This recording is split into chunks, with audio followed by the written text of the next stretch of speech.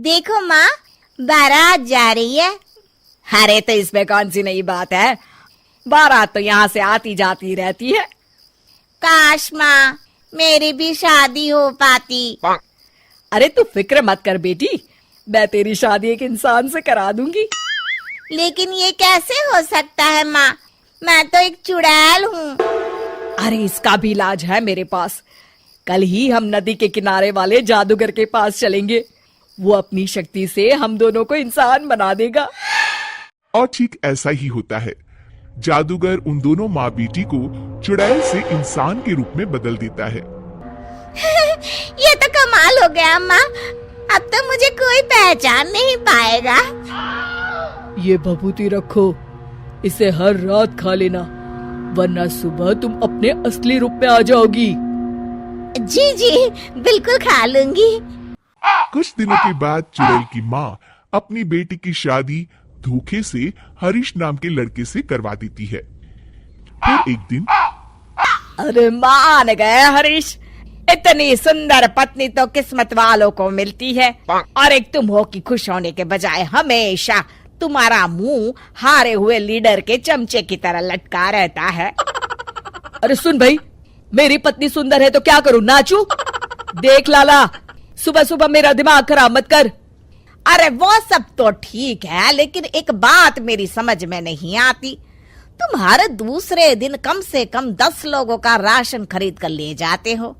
अरे आखिर तुम इतने राशन का करते क्या हो? तुम्हारे घर में तो खाने वाले सिर्फ 4 लोग हैं।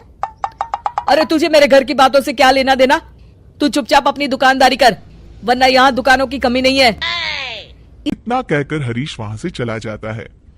हरीश जैसे ही घर पहुँचता है, हे भगवान, ये क्या हो गया, मेरी तो किस्मत ही फूट गई। अरे क्या सोचकर मैंने अपने बेटे की शादी करवाई थी, अरे क्या हो गया, मेरी बहू तो एक नंबर की चांडाल निकली, मुझे मेरे ही घर की नौकरानी बना दी। ए कमला, क्या बड़बड़ कर रही है? चुपचाप काम नहीं कर सकती क्या? ठीक है बहू, रो मत माँ, सब ठीक हो जाएगा। अरे ओ माँ के बच्चे, पहले ये बता तुझे घर आने में इतनी देर कैसे हो गई? अरे भाग्यवान, मैं दुकान से राशन खरीद रहा था। आखिर तुम 10 लोगों का खाना अकेले खा जाती हो, इसलिए हर दूसरे दिन राशन खरीदने जाना पड़ता है। अरे चल ठीक है। ए कमला, फटाफट मेरे लिए खाना बना, बड़ी जोरों की भूख लगी है। मैं अपने कमरे में जा रही हूँ। ए हरीश, चल मेरे पैर दबा। मेरी समझ में नहीं आता, ये बहू आखिर हमसे किस जन्म का बदला ले रही है, हमने इसका क्या बिगाड़ा है? अरे नाश पिटी, ये सब तेरी वजह से हुआ है।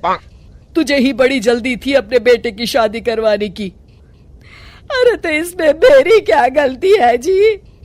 जो हर माँ करती है मैंने भी तो वही किया है ना। सही तरीके से जांच पड़ताल तो कर लेती कि लड़की कैसी है, स्वभाव कैसा है। इस तरह आंसू बहाने से अब कोई फायदा नहीं। जो गलती की है अब तो उसकी सजा भुगतनी पड़ेगी। आपका ये भाषण सुनने का वक्त नहीं है मेरे पास। मैं तो चली रसोई घर में खाना बनाने, नहीं तो ये डायन मुझे ही पकाकर खा जाएगी। कमला रसोई घर में चली जाती है। इस तरह हरीश और उसके घर वालों की जिंदगी नरक बन जाती है। कुछ दिन बीत जाते हैं। फिर एक रात, आज तो खाना खा के मजा आ गया। कुछ भी कहो, मेरी बुढ़िया सास खाना एक नंबर का बनाती है। और ये कामचोर हरीश क्या कर रहा है? ए लड़के, ठीक तरह से पैर दबा। आज तो मुझे बहुत नींद आ रही है। इस तरह उस रात चुड़ैल जादूगर की दी हुई भभूति खाना भूल जाती है। अगली सुबह अपनी बगल में लेटी चुड़ैल को देखकर हरीश की आंखें फटी की फटी रह जाती है। अरे मर गया रे, ये क्या, ये भाग्यवान तुम तो एक चुड़ैल हो। तूने सही कहा हरीश, चुड़ैल हूँ मैं, चुड़ैल। अरे मर गया, अरे कोई बचाओ मुझे। इतना कहकर हरीश घर से बाहर की तरफ भागता है। तभी उसके पड़ोसी भी जाग जाते हैं और सब देखते हैं कि हरीश के पीछे एक चुड़ैल पड़ी है। गौर से देखने पर पता चलता है कि ये तो उसकी पत्नी ही है। सारे गांव वाले मिलकर उस चुड़ैल को मारते मारते एक कुएं की तरफ ले जाते हैं। चुड़ैल गांव वालों से डरती, रोती, बिलखती उस कुएं तक पहुंच जाती है और अनजाने में ही कुएं के अंदर गिर जाती है। गांव वाले फौरन कुएं में कुछ कचरा और डंडिया डालकर उसे भर देते हैं और इस तरह हरीश का अपनी पत्नी यानी कि चुड़ैल से पीछा छूटता है और हरीश और उसके घर वाले चैन की सांस लेते हैं।